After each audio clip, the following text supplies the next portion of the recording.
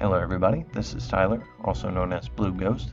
You know me as a GTA 5 vehicle model developer. Today we are starting the first episode of the BlueGhost and Friends podcast. And with us we have McGarret, developer of GTA 5 vehicle models as well. We have him on the line. Let's check in with him. Alright, here we have McGarret. He is a developer for Grand Theft Auto 5. I'm sure you develop for other games as well, right? Or just GTA? Just GTA.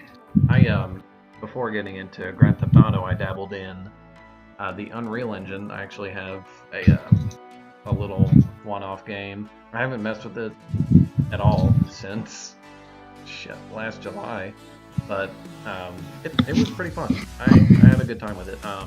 Have you ever used any other software besides 3DS or Zmod? An old friend had me learning which I've been actually using to learn how to scratch make a bunch of stuff.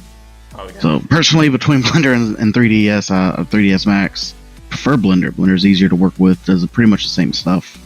Oh yeah, I tried to use Blender before, but this was way before I started to learn how to do everything. But I actually imported what was it, a G6? Yeah, it was a G6 model from this really low security website, really sketchy. I was trying to mess with it, but I just gave up after 5 minutes. I could not navigate it. But yeah, using Zmod, it's overwhelming at first, and I have people ask me, how is it? Is it easy? How do I learn all this? And honestly, it's just learning how everything works, right? And 3ds Max, it's much more complicated than Zmod. How easy would you say it is to learn with 3ds Max over Zmod? See, the problem with Zmod, for example, is there's very, very few tutorials that you can find. I mean, I looked all over the place and just very few, so you're literally having to learn it yourself. 3ds Max, though, I'm able to find more tutorials, but the complexity level of it is way more than that of Zmod. I mean, I've tried. Granted, I only used their free trials and everything, so you're talking, I tried, 15 days? And I couldn't figure it out to save my life. So definitely was not going to spend the money to get it. Whereas Blender was free, but I can say between Blender and 3ds Max, Blender's 10 times easier to learn for someone who doesn't do it. Not many tutorials either. Actually, there's a lot of tutorials for Blender. Extremely easy to learn. Yeah, and I've actually recently got my recording software back up and running. I released that LSPDFR episode, and that was my comeback after a year hiatus, and I've been tossing around the idea of tutorials and everything like that because tutorials on YouTube are either outdated or just not comprehensive enough, and I feel like that there's a severe lack of that in this community because there's all these people that want to start with Zmod or Blender 3DS, and they just don't know where to start because these tutorials are so outdated. But it's good that there's people like Thero, you, myself that are contributing to the community and just trying to make sure that people who do want to start, they can have the resources and the tutorials necessary for them to get their footing. We're going to move to the real world news segment. So over in Kentucky where I live, the House has moved to legalize medicinal marijuana. There we go. And it's not exactly what you would think. What would you say? How would you classify medicinal marijuana? Like, it's like smoking or whatever like that? Well, I mean, me personally, I don't do it, mess with it or anything like that. I know a lot of people that do. I actually know some people that are close to me that do it, and I'm just smoking in general. Can't focus, can't pay attention without it. So for people like them, I mean, they don't have any medical reason to have it, but without it, they're pardon it, they're completely stupid without it. So I support it. I think it's it's not like a drug that you can kill people with. I mean, I've yet to see one article on someone dying from an overdose of marijuana or killing somebody because they were under the influence of marijuana. Haven't seen that one. So for me personally, I'll support it. You just won't catch me ever doing it. Yeah. Maybe if it's legal, I'll more often. Yeah, and over here in Kentucky, it's weird because they're saying that you can't smoke it, and that's the main delivery of the entire thing. And now there are a few loopholes that I've been told, maybe like the vaporizers or oil drops, but it's just so funny that, yeah, we're gonna have you have this medicinal marijuana for you, but you can't smoke it, and that's very funny to me, and I'm glad that there are all these people rallying behind it. We're gonna discuss LSPDFR community news. Trending today is the San Andreas pack by Maurice 97. Now, personally, I have not used this pack, but I have seen a few videos of it. It looks pretty solid. Maurice 97, he does great work. Do you have any upcoming releases? Anything that you want to kind of spill the beans about? I mean, I have something that I've been working on for a while. I'm just trying to make sure it's perfect. Whereas, like my first release, I didn't really focus on details on it and got criticized pretty hard for it. Mm-hmm. Personally, I mean, it doesn't faze me at all. But if anything, it makes you better a little bit. Focus more on the details, is what I started doing. Absolutely. I'm not gonna say the vehicle, but I mean, it's gonna have everything I've done myself. I took a vehicle that I had made for me and did some edits, textures, and whatnot, and make it a little bit my standard, I guess. Person who makes amazing work, makes amazing vehicles, but he makes them to a higher class where they wouldn't really be suited as a LEO vehicle. Right.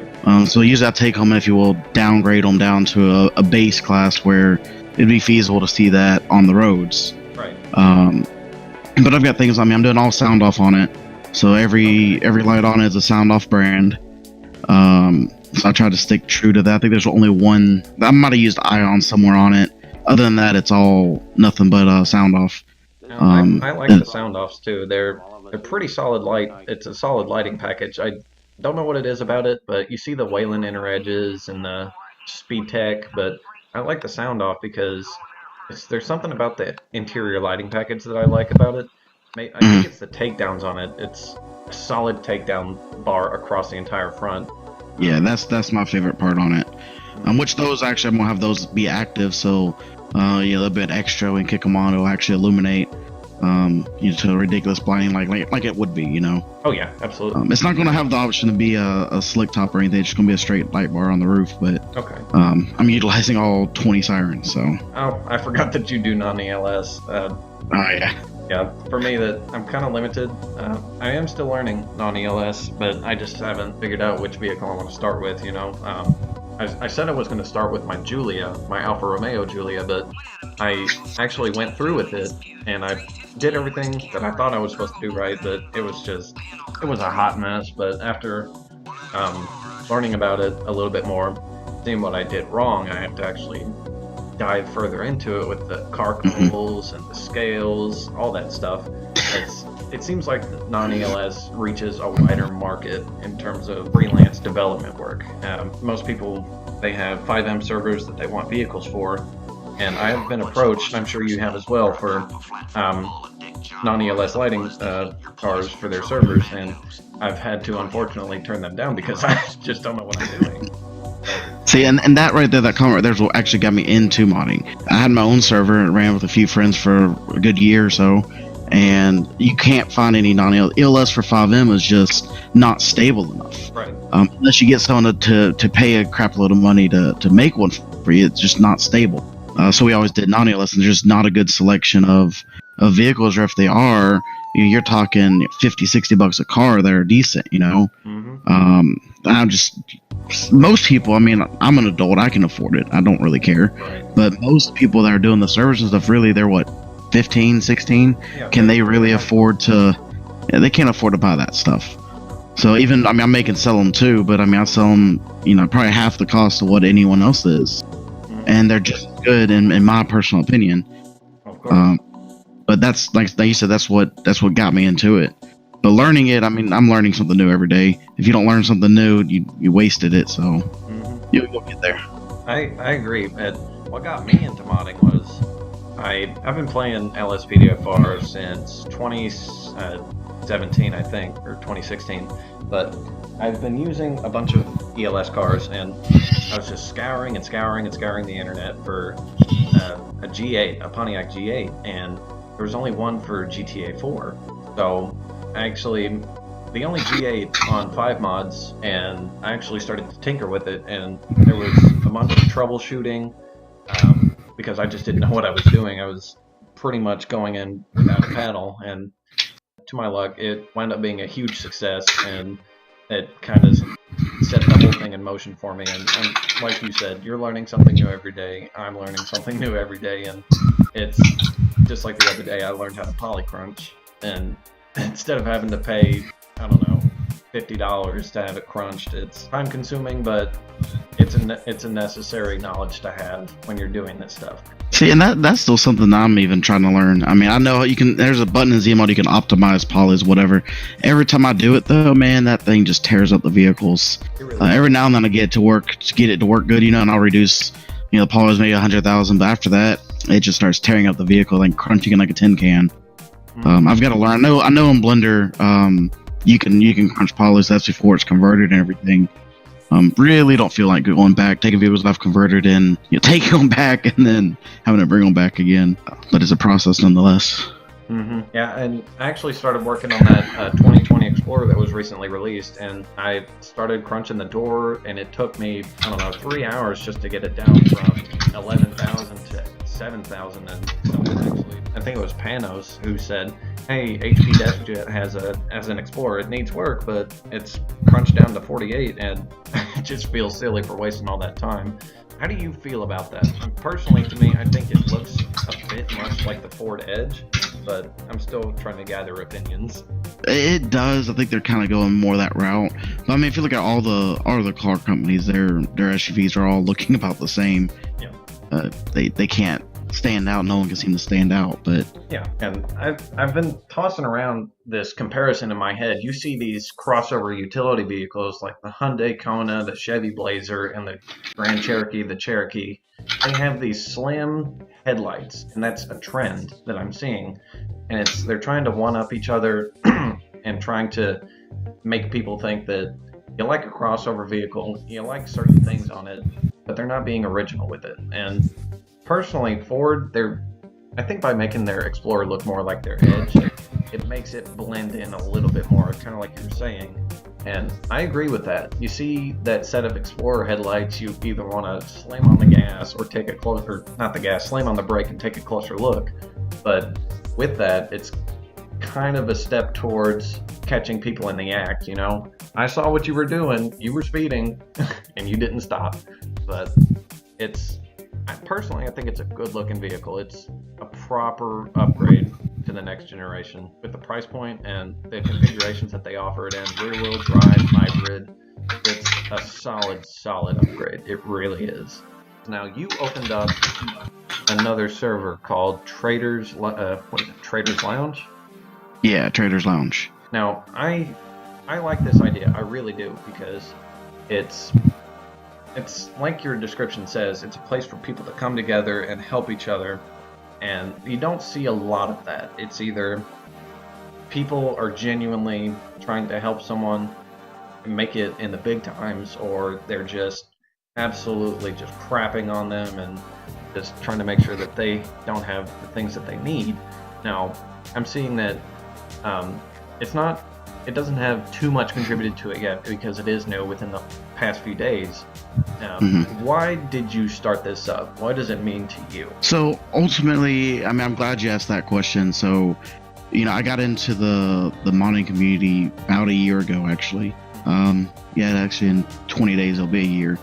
And there was no one willing to help. Every time I asked those questions, hey, how do you do this? How do you do that? It was like I was a nuisance to whoever these people were. Right. I mean, I'm not going to call names, that's just not me, but whoever had asked, they just shoot you down and not, figure. And then when I started doing it and figuring stuff out on my own, I immediately got hated on, because his things weren't that great or whatever, and I hadn't learned the specifics, the details of it, And originally I made the stuff for my server, didn't really care how they looked, as long as they had decent lighting or whatever. Right. The problem is that there's not many resources available that people are willing to share within the LCPDFR community, or those that are there, everyone accuses everyone of stealing or ripping or whatever. Right. That's ultimately what made me start it.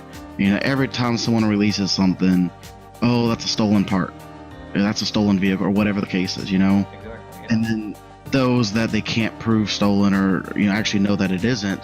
The example I'm gonna give is my 2017 Tahoe I released on LCPDFR. Right. It's not a police edition; it's a premiere edition. I bought it off of Turbo Squid. I converted parts of it, and then I didn't have time with real life. I'd work 60 hours a week, send it to other people to get converted. Right. Did my own adjustments, templated everything, put it up there, and first comment, which got removed, but the first comment was, "Oh, that's stolen." Well, hold on. Why?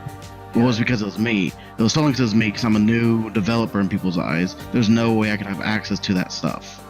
And it happens with any vehicle I've ever showcased, whether it be even in my own Discord or in my own servers. It's been, oh, that's so-and-so's model. No, that's mine. Again, the guy that God's gift, I'm gonna call him out, does amazing work. Exactly. Ain't ever sent him a message and said, "Hey, I need this vehicle." Most recently is the 2020 F350.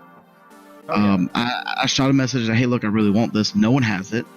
I want to be a one-up on people. I want to be able to have this, that way I can do things to it." He makes it, does amazing work to it. I'm gonna use some terminology from a friend. He makes love to it. Sends it to me. I'm in love with it. Oh, it's a good. And I showcase it and instantly the first message I get is, "Oh, that's someone else's model." What do you mean? Yeah, you stole it, you ripped it. It's someone they released on GTA 5 mods. Well, if you read the comments, they got the front end from God's gift himself, which is who I got the model from. I paid for it. I have permits to do with it as I please, other than give it away, obviously. Exactly.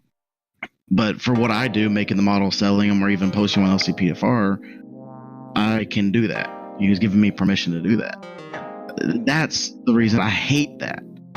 And that's another thing, that people are so quick to jump to conclusions, and they don't do the investigating like they should. Now, me, I'm naturally investigative, as we've had our encounters with a few unnamed individuals trying to form our own opinions. And you buy these models, you put all this work into it, and people just are so quick to say, "You stole that, you are a piece of crap for stealing that." And it's awful, because it's this lifeblood that you do, and you enjoy what you do, and then someone comes along and just shoots it down. And for someone like yourself who's had to deal with these accusations, I imagine that it's very tough. And I've used a few, like when I made that Magnum, that 2018 Magnum, that god-awful car, I actually got asked, "Is this, do you have permission to upload this?" It's the Hertz Charger. Of course, everyone has permission. It's not, even though it's not an emergency vehicle, it's still his charger, and he's allowing people to upload it. And I know that's not exactly the same as this scenario, but it's just this whole mob mentality of people ganging up on one person, that they think that you took this part from someone and you are making alterations to it. Then they say you don't have permission. You don't know that. You don't know what special permissions that were given to me, you, whoever, that they have allowed me to upload this. It's something that's dearly wrong with this community, and approaching it in a civilized manner instead of mobbing up on someone and just going apeshit on them. I feel like that would alleviate some of this absolute hatred that's going on right now. Props to you for sticking it out. Yeah, I won't stick it out. I mean, and back to the, why did I even start it? Someone told me, and again, I'm not going to name names. If I named it, I'd probably be crucified for it. But I was told, when GTA 4 was around, when people were modding for GTA 4, there was a select few amount of people. There wasn't many doing it. And they shared things amongst each other. There's a folder going around, and I'm pretty sure everyone has. It's going on not because someone ripped those parts and stuff, but because they were going around. People were sharing them back then. Now we're in GTA 5 standards. There's so many newcomers coming up that have finally decided, or maybe they finally got to the point where they can get a decent gaming PC that can run the game and do different things, and that they're wanting to get into and be able to make something that's theirs, and so I think it scares, and I'll say it straight up, I think it scares the modders that have been around for a long time to know that there's other people out there being able to do it.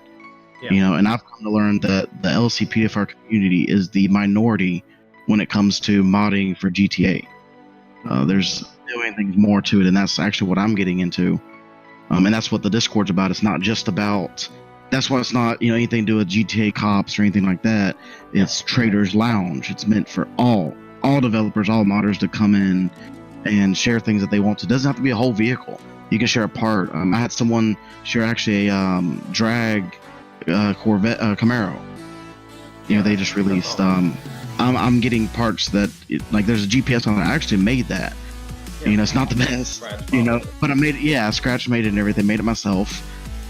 Textured everything. The screen part it says Trader's Lounge on it, but that's just a texture. You can change it.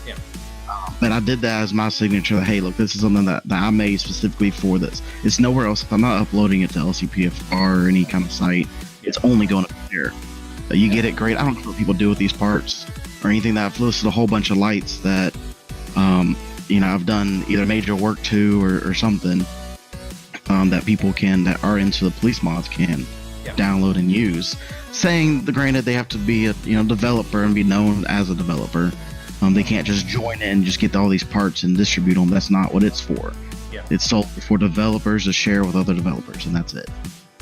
And it's wonderful that someone is taking the time to open up their arms and saying, I know that I trust you as a developer to use these parts and get the experience, get familiar with it, and encouraging them to one day take up the scratch modeling like yourself or myself.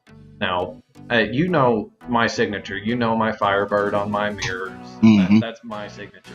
And I actually made that air freshener myself, and it was really nice because I made the polygons, I UV mapped it, I put it in everything, and the reason I did it is because there's a particular YouTuber, I won't name names, who constantly uses not constantly, but he uses my vehicles on occasion and provides no links, no thank yous or anything like that. So that was my action against that. And even though he doesn't name names, people see that air freshener, they think that's Ghost, that's his car.